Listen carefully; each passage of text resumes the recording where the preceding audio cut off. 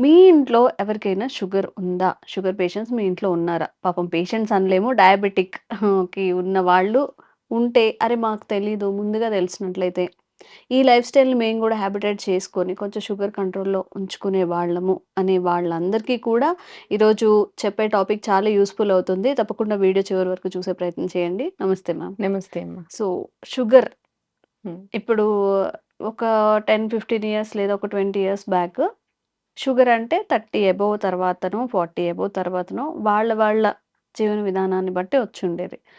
ఇప్పుడు అర్లీ 20స్‌లో గాని, హ్మ్. ఈవెన్ వన్ ఆఫ్ మై రిలేటివ్స్‌లో కూడా 22 ఇయర్స్, 21 ఇయర్స్ తనకి కూడా షుగర్ వచ్చింది. సో, అసలు మనం షుగర్‌ని పూర్తిగా తగ్గించుకోవచ్చా? లేదు వాళ్ళకి తగ్గట్లేదు అంటే అట్‌లీస్ట్ కంట్రోల్‌లో ఉంచుకొని ఇంక వేరే ఆర్గాన్స్ బాడీలో డ్యామేజ్ అవ్వకుండా కాపాడుకునే అవకాశం ఉందా? హ్మ్. ఉంది అంటే ఏం చేయాల్సుంటుంది? ఆ!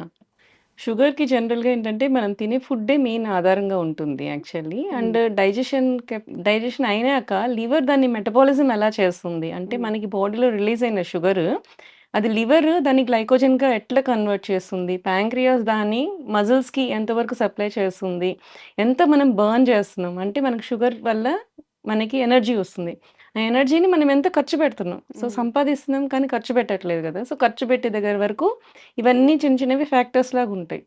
సో, ఇక్కడ ఆయుర్వేదిక్‌లో కొన్ని పర్టిక్యులర్ ఫుడ్స్, ఆయిల్స్ ఇలా పర్టిక్యులర్ కొన్ని చెప్పున్నారనమాట. యాస్ పర్ ఆయుర్వేదం మనము ఏమేం చెయ్యొచ్చు వీటిల్ని కంట్రోల్ చేసుకోవడానికి అండ్ ఫర్దర్ మనకి ఏంటంటే లివర్ మీద కూడా ఎక్కువ ప్రెషర్ పడకుండా అంటే ఎక్కువ ఒత్తిడి రానీయకుండా, ఈ ప్యాంక్రియాస్ కూడా దాని సఫిషియంట్ వర్క్ చేసేలాగా అంటే మనకు కొంచెమే ఉన్నా సరే అంటే ఇన్సులిన్ క్వాంటిటీ మనకు కొంచెం తక్కువ రిలీజ్ అవుతున్నా సరే మన బాడీ దాన్ని సెట్ చేసుకునేలాగా అంటే మనం తినే ఫుడ్‌లోనే దానికి ఎక్కువ ప్రెషర్ రానీయకుండా మనం చేసే ఏవన్నా విధానాలున్నాయో అవి చూస్తాం మనము. హ్మ్. ఓకే.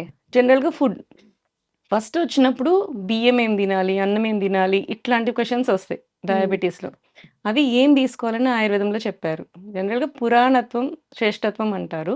సో, అన్నం తీసుకునేటప్పుడు పాత బియ్యం మాత్రమే యూజ్ చేయాలి. హ్మ్. పాత బియ్యం అంటే ఎంత పాత ఉండాలి అనే దానికి సంవత్సరం అని చెప్పి పర్టిక్యులర్‌గా కూడా చెప్తారనమాట. ఒక హ్మ్. సంవత్సరం పాటు మనకి ఆగిన బియ్యము బెస్ట్ బియ్యం అని చెప్పి చెప్తారు. దానికేంటంటే ప్రాసెస్ అయ్యే కొద్దీ దాంట్లో ఉన్న ఈ క్విక్ రిలీజ్ ఆఫ్ షుగర్స్ అనేవి తగ్గుతాయన్నమాట. So, okay. అవి పాత పాత బియ్యం బియ్యం. తీసుకోవాలి. హ్మ్. హ్మ్. పాత బియ్యం. హ్మ్. ఇంకొకటి సెకండ్, థర్డ్ వచ్చినప్పుడు నెక్స్ట్ ఏం తీసుకోవచ్చు అంటే యవలు చెప్తారు. అంటే హ్మ్. బార్లీ. హ్మ్. బార్లీని కూడా అన్నం వండుకోనిలాగా తినేవాళ్ళు హ్మ్. పాతకాలంలో. అవి ఒకటి చేస్తారు. బట్ వాటిల్లో మన గ్లూటెన్ ఎక్కువుంటుంది అనుకుంటారు కదా! హ్మ్. గ్లూటెన్ ఇంటాలరెన్స్ ఉన్న వాళ్ళు మాత్రం కొంచెం అవాయిడ్ చేయొచ్చు. ఓకే. వాళ్ళు పాత బియ్యం యూజ్ చేసుకోవచ్చు. లేని వాళ్ళు దీన్ని ఒక ఫుడ్ తీసుకోవచ్చు. అంటే మనం 3 పూట్ల తినే అన్నంలో హ్మ్. ఒకటి బార్లీ రైస్‌గా తీసుకోవచ్చు. హ్మ్. మూడోది వీట్. ఇవి హ్మ్. 3 మాత్రమే చెప్తారు జనరల్‌గా. వీట్ ఏంటి అంటే మనకి ఎర్ర గోధుమలుంటే చాలా బెస్ట్. ఆ ఎర్ర గోధుమలని కూడా మనకేంటి అంటే అని డీహస్ చేసి దాన్ని యూజ్ చేసుకోవడం బెటర్. దీన్ని హ్మ్. కూడా ఏంటంటే రవ్వలాగా యూజ్ చేసుకొని, హ్మ్. ఆ రవ్వని అన్నంలాగా వండుకోవడం అన్నమాట. ఓహో! So, okay. ఇలా యూజ్ ఆ చేసుకోవడం. పొట్టుతో సహా ఆ! అంటే ఆ! మామూలుగా కొంచెం ఇప్పుడు పై మరీ ఫుల్ పొట్టు కాదు. పైన హ్మ్. ఒక లేయర్ ఆఫ్ పొట్టు తీసేసి, హ్మ్. దాన్ని మనకి వీట్ రవ్వ దొరుకుతది బయట మనకి. ఆ హ్మ్. వీట్ రవ్వ తీసుకొని దాంతో రైస్ చేసుకొని వండుకోవడం. మన గోధుమలుంటాయి కదా! దాన్ని ఒక పాలిష్ చేసుకొని, ఆ ఒక పాలిష్ చేసిన దాన్ని మనకి పౌడర్ లాగా అంటే మనకి వీట్ రవ్వ దొరుకుతది బయట. మనకి బన్సీ రవ్వ అని చెప్పి. హ్మ్. సో, ఆ వీట్ రవ్వని అది రైస్‌గా అన్నంలాగా వండుకొని తినడం ఒక పద్ధతి. హ్మ్. అండ్ మన సైడు మనము ఎక్కువ యూజ్ చేయం గానీ, కేరళ అటు సైడు, తమిళనాడు అటు సైడ్ ఎక్కువ మట్టా రైస్ అని చెప్పి రెడ్ రైస్ ఎక్కువ వాడతారు. హ్మ్. సో, రెడ్ రైస్‌లో కూడా మనకి తక్కువ గ్లూకోజ్ రిలీజింగ్ కెపాసిటీ ఉంటదనమాట. హ్మ్. సో, హ్మ్. ఆ రెడ్ రైస్ కూడా మంచిదనమాట. ఓకే. అంటే ఒకటే టైప్ ఆఫ్ ఫుడ్ కాకుండా ఒకరోజు రైస్, ఒకరోజు ఈ బార్లీ రైస్, ఒకరోజు వీట్ రైస్, ఒక పూట ఒక రైస్ అట్లా చేసుకోవచ్చు. హ్మ్. మిల్లెట్స్ కూడా యూజ్ చేసుకోవచ్చు. హ్మ్. వీటితో పాటు ఇలా యూజ్ చేసుకోవచ్చు. అంటే మిల్లెట్ మనకు నానబెట్టడం అనేది ఒకటి మెయిన్ ప్రాబ్లమ్ అది. అది నైట్ నానపెట్టలేకపో ఆ! పెట్టేసుకొని నైట్ హ్మ్. మార్నింగ్ నానపెట్టాల్సొస్తది. వండుకోవచ్చు. ఉడుకోవాల్సొస్తది. హ్మ్. ఒకవేళ మనం మిస్ చేసినప్పుడు, సో, హ్మ్. ఇవి మిల్లెట్స్‌ని మనం మిస్ చేసేసాము.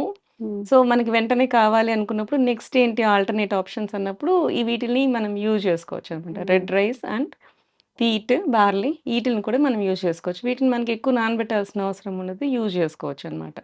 ఇవి. నెక్స్ట్ వచ్చినప్పుడు వెజిటబుల్స్ చూద్దాం. ఏం వెజిటబుల్స్ మనకి యాస్ పర్ ఆయుర్వేదంలో బెస్ట్ చెప్పారు అనేది.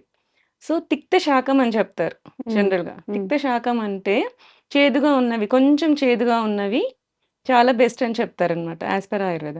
దీంట్లో పటోల అంటే పొట్లకాయ. మన కాకరకాయ ఒకటే తెలుసు కానీ పొట్లకాయ కూడా చాలా మంచిది.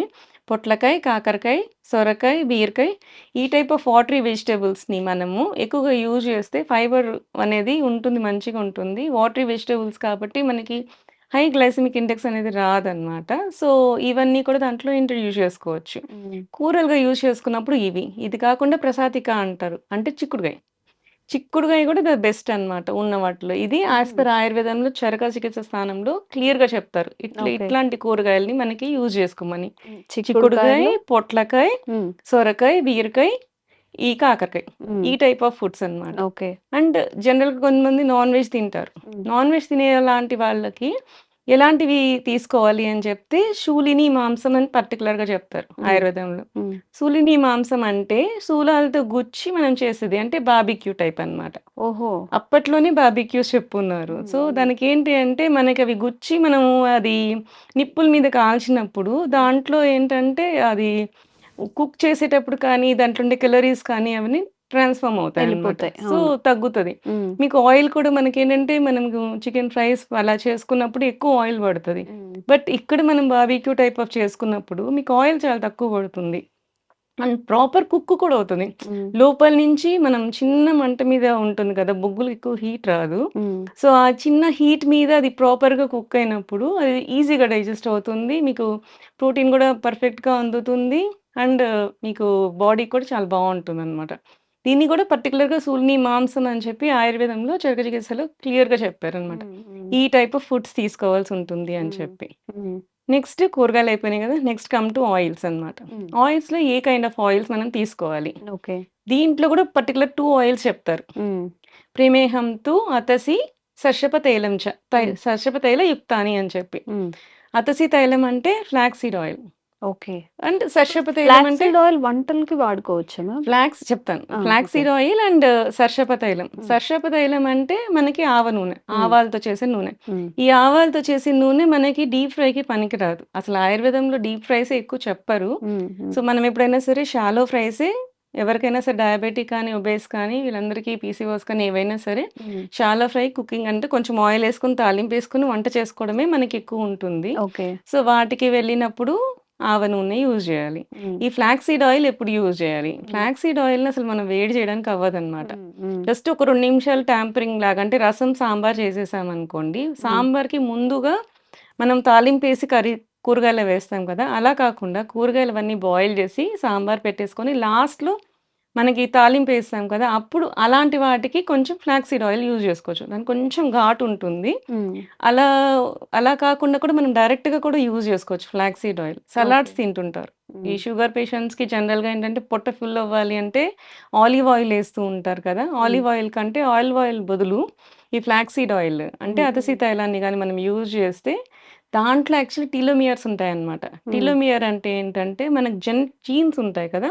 జీన్స్‌కి ఎండ్స్‌కి 2 క్యాప్స్ ఉంటాయన్నమాట. హ్మ్. హ్మ్. ఇట్లా ఇట్లా క్రాస్ ఎక్స్ షేప్ జీన్స్ ఉంటాయని మనం చూస్తాం కదా! దాని కింద ఉండే క్యాప్స్‌ని టీలోమియర్ అంటారన్నమాట. హ్మ్.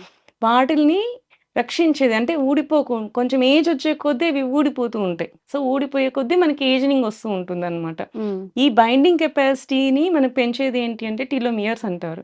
సో, ఇవి ఎక్కువ ఉంటుంది ఫ్లాక్స్ సీడ్స్‌కి. అందుకే ఫ్లాక్స్ సీడ్స్ అంత ఇంపార్టెన్స్ ఉందన్నమాట. హ్మ్. హ్మ్. సో, అట్లాంటి సలాడ్స్‌కి వాటికి యదసి తైలం యూజ్ చేస్తే మనకేంటంటే ఏజనింగ్ వల్లొచ్చే డయాబెటీస్ కూడా తగ్గుతుందనమాట. ఓకే. అంటే ఫర్దర్ రానీకుండా చేస్తుంది. మన హ్మ్. ఫుడ్‌లో ఇలాంటి ఆయిల్స్ మనం ఇంట్రొడ్యూస్ చేసుకుంటే మంచిది. హ్మ్. జనరల్‌గా ఏంటంటే వేడి చేస్తది కదా! అని చెప్పి అంటారు. ఈ ఆవ నూనె కూడా వేడి చేస్తది. ఇది కూడా వేడుంటుంది. వేడి ఉంటేనే బాడీలో మెటబాలిజం ఎక్కువుంటుంది. హ్మ్. సో, కొంతమందికి ఎవరికైతే వేడి తత్వం ఉందో వాళ్ళు జనరల్‌గా ఇట్లాంటి ఆయిల్స్ యూజ్ చేసినా సరే మజ్జిగని మనము ఇంట్రొడ్యూస్ చేసుకున్నా, బార్లీ జావని ఇంట్రొడ్యూస్ చేసుకున్నా గానీ, అంటే హ్మ్. మధ్యలో అవి వాడుతూ ఉంటే, ఆ వేడి శాతం అనేది తగ్గుతుందనమాట. ఓకే. ఓకే. సో, ఇట్లా హ్మ్. మనకేంది అంటే, మన బాడీ తత్వాన్ని బట్టి ఒకవేళ మనకిది ఇది వాడుతుంటే ఈ ప్రాబ్లమ్స్ వస్తున్నాయి అనుకున్నప్పుడు, దాన్ని కాంపెన్సేట్ చేసుకుంటా పోవాలి అనమాట. ఓకే. ఓకే. నెక్స్ట్ వచ్చినప్పటికి ఎక్సర్‌సైజ్. హ్మ్. ఎక్సర్సైజ్ జనరల్‌గా ఏం అది చేస్తుంటారు? మాత్రం చెప్పొద్దంటారు మన వాళ్ళు. ఎక్సర్సైజ్ జనరల్‌గా అంటే హ్మ్. అందరికి ఈ మధ్య బాగా ఉంది. వాచ్ హ్మ్. స్మార్ట్ వాచ్ పెట్టుకొని మరీ చేస్తున్నారు. హ్మ్. ఇప్పుడసలు మనం చెప్పక్కర్లేదు కొంతమంది చేసేస్తున్నారు కూడా. హ్మ్. హ్మ్. సో, అట్లాంటి వాళ్ళకేందంటే ఒక యాస్ పర్ ఆయుర్వేద ఏం చెప్తారు అంటే, ఒకటే రకం వ్యాయామము రోజు చేయొద్దు అనంటారు. హ్మ్. జనరల్‌గా వ్యాయామ యోగై వివిధై ప్రయోగై అంటారు. హ్మ్. అంటే ఒక టైప్ ఆఫ్ వ్యాయామం అంటే రోజు వాకింగ్ చేస్తున్నారా? సో, కొన్ని రోజులయ్యేసరికి మీ బాడీ దానికి అలవాటు పడిపోతది. హ్మ్. సో, దాని తర్వాత ఎక్సెస్ క్యాలరీస్ ఏమి అంటే ఎక్కువ బర్న్ అవ్వదనమాట. ఓకే. సో, నెక్స్ట్ ఏంటంటే మనము వేరే టైప్ ఆఫ్ ఎక్సర్సైజ్ చేయాలి. అంటే స్క్వాటింగ్ అంటే గుంజులు తీయడము. హ్మ్. మనం వినాయక చవితి ఫస్ట్ వినాయకుడి దగ్గరికెళ్తే ఫస్ట్ చేసేదే గుంజులు తీయడం. హ్మ్. అది చేస్తే సగం బాడీ పైనుంచి కింద వరకు సెట్ అయిపోతది. హ్మ్. అట్లా. సో, మార్చుకోవాలి. ఇంట్లో కూర్చొని యోగా చేసుకోవడం, ఎక్సర్సైజ్ చేసుకోవడము అట్లా. ప్రాణాయామాలు చేసుకోవడం ఇవి చూసుకోవాలి. హ్మ్. నెక్స్ట్ పాయింట్‌కొచ్చేసరికి స్ట్రెస్. హ్మ్. ఇప్పుడు స్ట్రెస్ వల్ల కూడా డయాబెటిస్ పెరుగుతది. Stress leads to cortisol, cortisol leads to hormonal imbalances. హ్మ్. జనరల్‌గా అలా వచ్చినప్పుడు కూడా మనకు డయాబెటిస్ వస్తూ ఉంటుంది. సో, హ్మ్. ఇట్లాంటి స్ట్రెస్‌ని మనం కాంపెన్సేట్ చేసుకోవాలి అంటే ధ్యానం చేయడం, మెడిటేట్ చేయడం, ఉన్న అవర్స్‌లోనే ఈవినింగ్ మన టైం కుదుర్చుకొని మరి చేసుకోవడం అన్నమాట. ఇట్లాంటివి చేస్తూ మనము షుగర్‌ని కంప్లీట్‌గా కంట్రోల్‌లో పెట్టుకోవచ్చు. ఓకే. సో సో, మ్యామ్ జనరల్‌గా మనం ఎంత చేసినా గాని అంటే ఒక ప్రశాంతంగా బాడీ రిలాక్సేషన్ అవ్వడం ఇది కూడా ఇంపార్టెంటే కదా! అవును. సో, దానికి రిలేటెడ్‌గా ఏదైనా స్లీప్ ఉంటుందా? కూడా చాలా ఇంపార్టెంట్ అండి. హ్మ్. స్లీప్ కూడా సరిగ్గా లేకపోతే మళ్ళీ షుగర్ లెవెల్స్ కూడా డిఫరెన్స్ ఒస్తాయి. అవునా? స్ట్రెస్ అవును. హ్మ్. ఖచ్చితంగా ఒస్తాయి. జనరల్‌గా ఏంటంటే మనకి ప్రాపర్ స్లీప్ 8 అవర్స్ ఉండాలి. హ్మ్. సో, నాకు 8 అవర్స్ కుదరట్లేదు. హ్మ్. సో, నాకు 6 అవర్సే కుదురుతుంది అనుకున్న వాళ్ళకి జనరల్‌గా ఒక స్టడీ ఉందన్నమాట. హ్మ్. So, 1 hour of night sleep is equal to half an hour of morning sleep. హుహు. సో, ఇది ఒక స్టడీ. ఇది హ్మ్. చేసున్నారు. ఇది ప్రూవ్ అయింది. ఒకవేళ మనం నైట్ 6 అవర్సే పడుకోగలుగుతున్నాం. మనకు టైం లేదు అన్నప్పుడు, హ్మ్. అక్కడ 2 అవర్స్ మనం మిస్ చేస్తున్నాం. సో, హ్మ్. ఆ 2 అవర్స్‌కి బదులు 1 అవర్ ఆఫ్ మార్నింగ్ స్లీప్ అన్నమాట. హ్మ్. ఆఫ్టర్‌నూన్. హ్మ్. అది ఎప్పుడు పడుకోవాలి ఇది కూడా పర్టిక్యులర్‌గా చెప్పారు ఆయుర్వేదంలో. ఎప్పుడు పడుకోవాలి అంటే భోజనానికి ముందు పడుకోవాలి. హ్మ్. మీకు మధ్యాహ్నం నిద్రొస్తది. రోజు మీకు నిద్రపోయే అలవాటుంది అనుకోండి. మధ్యాహ్నం పూట అన్నం తినక ముందే ఒకసారి పడుకోండి. అది రివర్స్ చేస్తారు మన వాళ్ళు. రివర్స్ చేస్తాం కొంచెం మనం. మంచిగా తినేసాక ఆ! కాసేపు పడుకుంటాం. పడుకుందాము అదే. అనుకుంటారు. జనరల్‌గా హ్మ్. మనం ఏదైనా ఇంట్లో ఉండేవాళ్ళైతే హెక్టిక్ వర్క్ అయిపోయినప్పుడు ఒక హ్మ్. క్విక్ న్యాప్ తీసి దాని తర్వాత లేసి భోంచేయండి. అప్పుడు కంటిన్యూషన్ మళ్ళీ భోజనం చేశాక శతపథం గచ్చేతంటారు. హ్మ్. అంటే 100 అడుగులు నడవాలి. అవునా? ఆ! హ్మ్. ప్రతి మీల్ అయిపోయినాక 100 అడుగులు నడిస్తే అది హ్మ్. మన బాడీలో ప్రతిదీ అక్కడ మూవ్‌మెంట్ అనేది ఉంటుందన్నమాట. అచ్చా!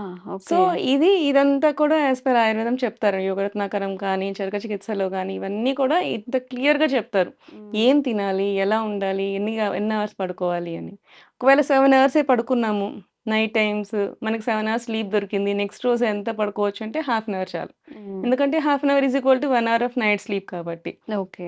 సో, 8 అవర్స్ ప్రాపర్ స్లీప్ ఉన్న వాళ్ళకి ఆఫ్టర్‌నూన్ నిద్రొచ్చినా సరే try to avoid that one. హ్మ్. లేసి కొంచెం తిరగండి హ్మ్. జనరల్‌గా. హ్మ్. హ్మ్. అండ్ ఇంకొక పర్టిక్యులర్‌గా కూడా ఒకటి చెప్తారనమాట. నిద్ర మధ్యాహ్నం పోవాలి అనిపించినప్పుడు ఒకవేళ 8 అవర్స్ స్లీప్ అయిపోయింది. హ్మ్. స్టిల్ మీకు నిద్రొస్తుంది ఆఫ్టర్‌నూన్.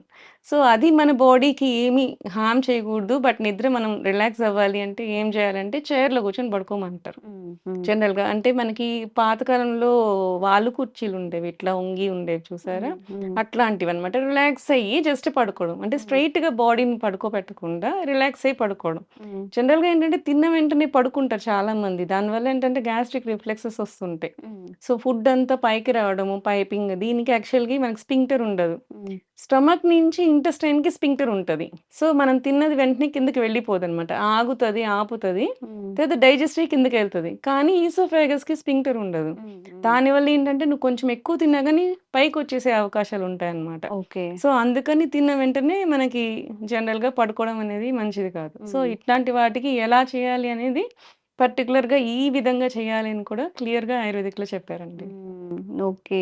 సో, ఇది నాట్ ఓన్లీ ఫర్ షుగర్ కాదు కదా అవును. మేడం. అందరికీ జనరల్‌గా వర్తించేది. అందరికీ అసలు వర్తిస్తుంది. యాహ్! మనం ఎలా తినాలి? హ్మ్. ఏం చెయ్యాలి ఒక అంటే డేలో? ఫుడ్ అనేది మాత్రం హ్మ్. పర్టిక్యులర్ ప్రమేహం గురించి చెప్పానండి. ఇవాళ ఓకే. షుగర్ గురించి షుగర్ ఫుడ్స్ కానీ, ఆయిల్స్ కానీ హ్మ్. ఇది అందరికీ కాదనమాట. ఓకే. ఇది ఓకే. ఓన్లీ షుగర్ పేషెంట్స్‌కి you can add on to హ్మ్. డయాబెటిక్ కాకపోయినా ఒబేసిటీ వాళ్ళకి కూడా కొంచెం హ్మ్. ఇలాంటి ఆయిల్స్, ఇట్లాంటి ఫుడ్స్ మళ్ళీ ఇంట్రొడ్యూస్ చేసుకోవచ్చు. ఓకే. బట్ ఇన్ జనరల్ వాళ్ళకి ఇవన్నీ అంటే ఓన్లీ అంటే మీన్స్ ఎనర్జీ వచ్చే ఫుడ్స్ కాదు. ఎక్కువ ఎనర్జీ రావు కాబట్టి ఇవి అందరికీ కాదు. హ్మ్. ఈ ఫుడ్ కానీ, ఈ పర్టిక్యులర్ ఆయిల్ ఎక్సైజ్ అవన్నీ అందరూ పాటించొచ్చు. Food okay. అండ్ ఆయిల్ మాత్రం ఎక్స్‌క్లూజివ్ ఫర్ డయాబెటిక్స్ అనుకోవచ్చు. ఓకే. ఓకే. సో, డయాబెటిక్ పేషెంట్స్‌కి చెప్పినదంతా డయాబెటిక్ పేషెంట్స్ పాటించండి. మిగతా వాళ్ళు గూడా మనం తినేసి అలా కూర్చోవడం, లేదా తిన్న వెంటనే పడుకోవడం, మధ్యాహ్నమైనా, నైట్ అయినా అలా చేస్తూ ఉంటాం కదా!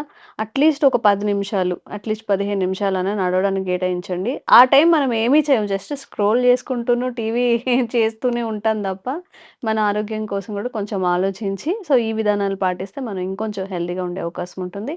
అండ్ ఇలాంటి బోలెడన్ని అవేర్‌నెస్ కల్పించే హెల్త్ వీడియోస్ మనం త్రూ చేస్తూనే ఉంటాము. Thank you so much ma'am. Thank you.